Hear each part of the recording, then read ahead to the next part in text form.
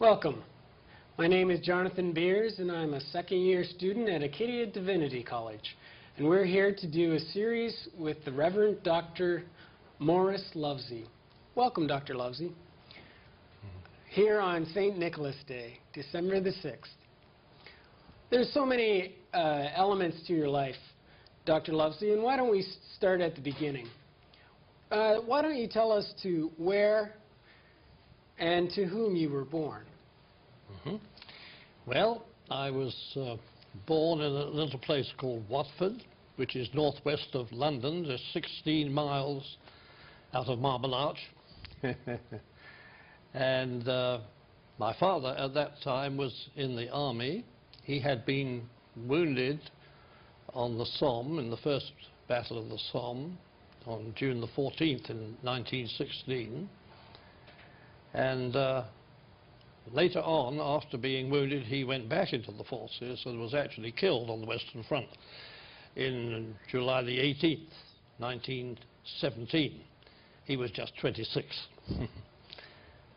He had trained as an architect and had taken all the qualifications for that at the City and Guilds Institute in London, which eventually became a part of London University. Had he lived in our times, he probably would have got the Bachelor of Architects qualification. My mother was born to a Hertfordshire family. Her mother had come up from Somerset, and she was quite a gal. And it was that maternal grandmother that really brought me up, because my mother was a war widow, and of course had to go out and work and feed the family, not me.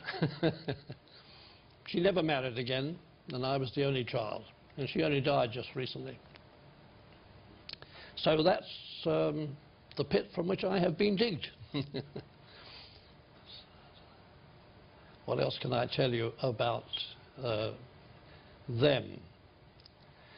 I think my grandmother was a very typical West Country girl. She came from Somerset. Her father was a man called Thorne, Mr. Thorne, who was a speaker in the Plymouth Brethren. So my grandmother was a very staunch member of the Plymouth Brethren Brigade. And one of the delights of her life, of course, was to go down to the town hall or the public square in Watford and contend for the true faith with the Catholic truth people. And she would prove to them from Holy Writ how wrong they were, you see. Well, she was a femme formidable, she really was. And she brought me up very strictly, really. I had a very lonely childhood, really. I was not allowed to mingle with the gutter types out in the street. So it wasn't until I went to the grammar school later on that I really began to develop personally, I think. So that is the pit from which I have been digged.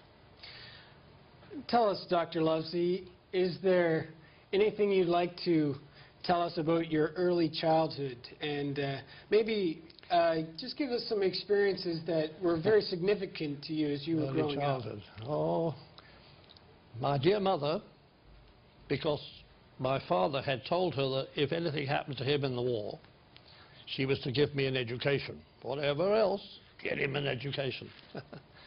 And she very nobly fulfilled that job. She sent me to Gartlett's School, which was a well-known preliminary school in Watford. It was run by the Godby sisters. They were very devout Baptists and worshipped at the Beecham Grove Baptist Church, one of the old Baptist church, you know, way back in the early 17th century it started. It was a really big historic church. And they were very good, but of course it was mostly girls and a few boys. I can remember my first day at school going there, and I was scared stiff. And I clung on to the handles of a big horse they had in the gym there, and I wouldn't let go for anything. They had to literally pull me away from there, so scared was I. Well, that was Gartlett School, my early beginnings. One of the Miss Godbys, if you please, had a B.A., and she wrote that after her name, you know, in the paper. Miss Godby, B.A. I mean, in those days, B.A. meant something, you know. It wasn't just nothing. Well, there you are. That was the influences on my life early on. I remember one incident that made me recognize, as all good Calvinists must recognize, the degrees of your sin. I remember a boy had a stamp collection, and he put it into his locker, and it fell on the floor and spread all sorts of loose stamps all over the place. Well, you know, small children, what do? They go and help themselves. And then, to our horror, we were brought to book about that, and I had to go home and confess this terrible sin and return the stamps, which I did with the greatest humiliation, as you can imagine. So I didn't need to be told the doctrine of original sin or anything like that. I knew that well enough. Yeah. Early on, well, I remember those sort of things. I don't remember too well. Some people remember their early times well. My wife does, for example. She's very good. She can remember everything. I don't remember too well. But anyway, that's a couple of instances. I understand, Dr. Lovesey, that your first career wasn't in theology. Why don't you tell us a little bit about what you did before theology, and maybe a little bit about where you studied? Well, that's rather a long and involved and rather somewhat complicated story. My mother was Congregationalist, and knowing that my father's parents had some sort of connection with the Baptists, actually the Lovesey family has Baptist and Church of England genes in them from way back. But anyway, my dear mother sent me to the Beechen Grove Baptist Church. I mentioned that church a little earlier. An enormous church, you see, with literally hundreds of young people in the Sunday school, big Sunday school building and all the rest of it. Well, I went there, and of course I was a very, very sensitive child and had a very lonely upbringing, really. And there I was, pitched into this place with this swirling mass of kids. And I, again, was scared stiff. I suppose I must have gone 3 Sundays, or maybe 4 Sundays. And wild horses would not have got me there after that. So, well, my dear mother gave in, and I never went anymore. My introduction into the Christian church was via the Crusaders Union, which is a boys and girls Bible class, really. Behind them are Evangelical Church of England and Plymouth Brethren, mostly, I think. They really came out of the CSSM, the Children's Special Service Mission. That's their background. And I went to the junior part of that, and eventually the senior part, of course. And what impressed me, I think, there was the quality of the leadership. We had young lawyers and young medicos. I remember one chap who was doing his MB, not his MD. You start at MB, lower down the scale. That shows you my British. Well, anyway, these young men impressed me enormously. And they really inculcated their faith into me. That's what it was. You know, I wanted them to believe like they did. I wanted to behave like they did. And what they used to do, particularly in the senior part of the school, they had what they called a key nights. We used to go and study the Bible. And I can well remember making a wide margin Bible, you know, by taking 2 cheap copies of the scriptures in English, of course, and then putting them on a sheet of a big little textbook.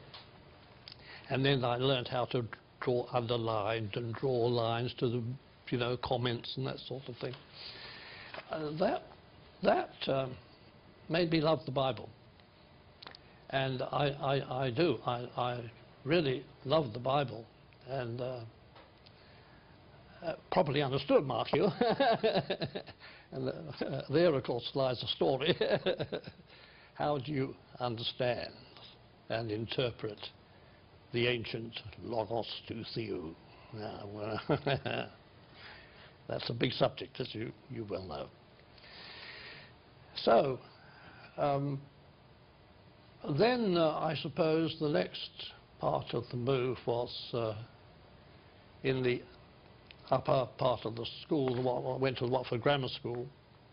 I'm a grammar school boy. The Watford Grammar School had a very distinguished history right from the early 18th century. It was one of the old dissenting schools. And at the grammar school I developed a friendship, perhaps the only big friendship that I've ever had with anybody, really, and that was with Gilbert Healy of blessed memory. He died just a couple of years back now. Great loss to me personally. Life isn't quite the same without Gilbert being around. Well, anyway, he was an Anglican and persuaded me to go with him to the Watford Parish Church, the Anglican Church. And I did for about, I suppose, 4 years, the last 4 years of my time in Watford. At that time, the incumbent was a man well known in Church of England evangelical back history, the Reverend Harold Earnshaw Smith, M.A. Cantab. He went to the wrong place. But anyway,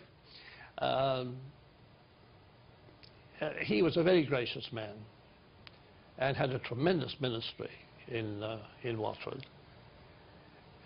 And his was a sort of kindly, generous evangelicalism without excessive, the excesses of that kind of persuasion. I'll leave you to imagine what that is. But he was a very fine man indeed. And under his guidance, I joined his church. So I was baptized as one of those of riper years. And I was splashed by him in the church on profession of faith. And I maintain that's a valid baptism. But anyway, then I was confirmed by the Bishop of St Albans, Michael Furze, who had been in Africa as a missionary bishop. And so I was well set, it seemed, and then I went to university, of course. Now, at that time, I was, all through this period, I think, I had been looking towards a life in service of the church. This is really what I wanted. And I didn't know quite how this was going to work out, but one thing I was quite sure of, and that was that if I was going to be a minister of the church, I was going to be quite sure that I could get the doctrine as right as I possibly could. I didn't want to mislead people. And so, well, I won't tell you about what happened to the career in mining, because that would be a big divergence, but maybe just a word or so about that. One of the men that influenced me greatly was the headmaster of the Watford Grammar School. He was very kind to me. He knew I was a war widow, war infant, war, you know the word, war orphan. And he helped me to find a career. Now, he knew of my interest in geology. I had collected fossils. Where we live is on the Cretaceous outcrop, you know, wonderful place for collecting fossils. So I had collected fossils for a long time, and I tried all sorts of possible things that would go along with that. I was raised in science, you see. My background is heavily scientific. And incidentally, when I come to religious matters, I come very much from a scientific side, not from a humanities side. And that's my bias. And I'm not ashamed of it. I think it's the right bias, you know. You know what Einstein said? Religion without science is blind. And my God, it is. And science without religion is lame. Which I think is a wonderful quotation. I don't know, I suppose people live by sayings like that, and I'm certainly one of those. I have a few very choice sayings that I live by, really. These are the stars by which I steer. Well, wanting to go into the ministry of some sort, I knew I had to have an education. I would not have gone into it without, because, as I say, I had no intention whatever of leading people astray. If I wanted to talk to them about religious matters, I would try to tell them honestly the truth as I saw it. Well, nearing the end of my course at Birmingham University in mining engineering, which my headmaster had steered me into, I went to Harold Earnshaw Smith and said, look, what about recommending me to a theological college? And he said, well, if you take my advice, I would suggest you go into the industry for a few years first, get some experience of the world, and then apply to a theological college. Well, I've always taken advice, and I took that advice, which reminds me of a saying of Churchill's. I always take advice, but sometimes I'm not very pleased with the giver of that advice.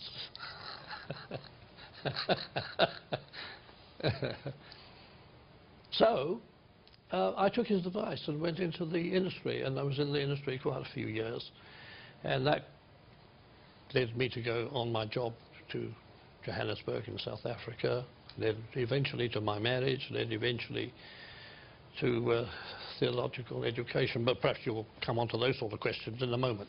You asked me about what led up to my desire to go into the ministry, I think. You've talked a lot about your spiritual influences and how much they meant to you.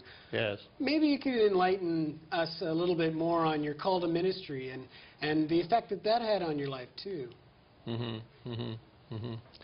Well, my call to ministry, I think, came very early on. I was very impressed with the young men I mentioned to you who were in the Bible class that I went to. I was very influenced by Harold Earnshaw Smith, who was an ordained priest of the Church of England. And I was very conscious that one has to live one's life to serve. I understood that very clearly. That was pushed into me. That was pushed into me in a variety of ways. One of the most interesting, perhaps, unusual maybe, is that one of the boys' comics that I used to read made a big influence on me. My dear mother would bring home the copies of The Magnet every Saturday on her way home from work, and I used to devour this. And then there was the Greyfriars a big annual every Christmas, as it was always in the Christmas stocking, you see. And I think the values of that, and they were public school values, loyalty to the group, you know. If you have to be punished, take it like a man, you know. And, well, the adventures of the famous five of Greyfriars School, Harry Wharton, Hari Jamsit Ram Singh, an Indian, Bob Cherry, Frank Nugent, Johnny Bull, they were all five of them. I still remember them so well.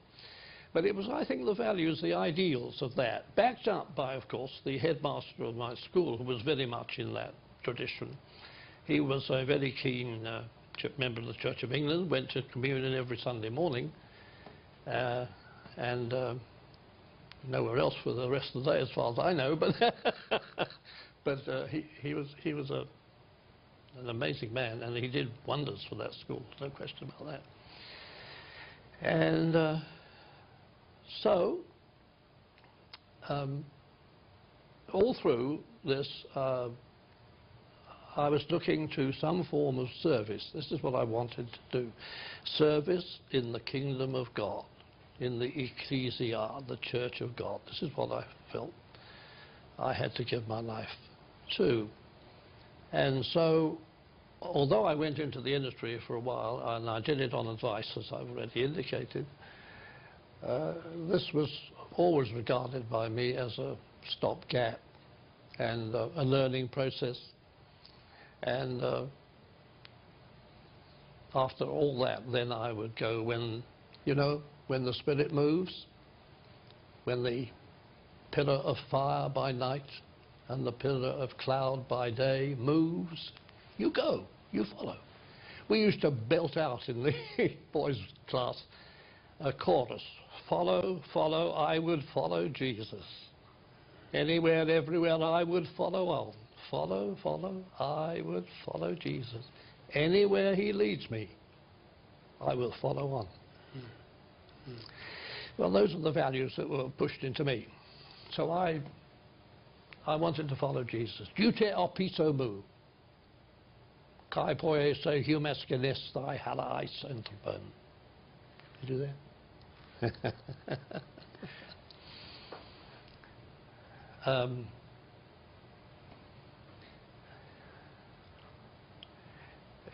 I didn't get a chance to go whole time into the ministry and prepare for it in the way that I thought I wanted to. I mean, I keep repeating, but I keep on saying, I would not have gone into the ministry without a proper training. I think it's absolutely essential. Which means, you see, I'm not a very good man for the charismatic movement. Well, the opportunity came eventually after the war, and my service in the war, and after service back in the mines for a while in 1944, and I got a posting to Spurgeon's College, London, England, where I read for the BD in the London University. Let me go backtrack just a little bit. You asked me about, well, where does my wife fit into this, did you? Yes, that's right. Well, and let me backtrack a little bit more. It occurs to me that my name now, my name's Morris Rowland, presenting Lovesey. I was named Morris. That was my father's friend, and he wanted me to be named after his friend. Rowland was his name, so I was named after him by my mother. Bazentin is an interesting affair. You would never guess this, but it was a bit of a habit in World War I, you know, that if a man was wounded in the war and not killed, in order to sort of celebrate and give thanks to God for this, they named a child who was on the way at the time after the place where he had been wounded. Now, my father was wounded at a little village called Bazantin-le-Petit, which is on the second German line of the defences. And so that's where I got the name Bazantin from. So those were the names. Now, my wife. When it became clear that I was to go to South Africa, because I got a job, you see, with the new consolidated goldfields, they just sent me there, and I knew nobody. I sold all my holiday annuals and raised about £20, I think, and with £20 I went to seek my fortune in Johannesburg. I knew nobody. But I had a brand new BSc degree, of which I was inordinately proud. And was given the job of a graduate learner, I think was the title I was given. And I was given a year round the various departments of the mine, starting with assaying and then surveying and then development, driving, and then stoping, you know, all the various departments for one whole year. Somebody that I knew in England told me that he had a friend whom he had met, a man called Clayton Sermon, and he was training for the Baptist ministry, and he had his home in Johannesburg. So he gave me the address. So I went to that address as soon as I got there, because when I got there in Johannesburg, I went to the single married quarters and had a very dusty room, because it was quite near the tailings dumps, you know, so the place was full of dust. Anyway, when I got there, I put my things down and I went off to this address, number 10 Langham Drive. There I met the Sermon family, and I think it was probably the second visit in about 1 or 2 days after that, in the evening, that a young lady came in who was training to be a nurse in the General Hospital in Johannesburg. And so in came my, well, eventual missus. And things led on one thing to another, and eventually we married.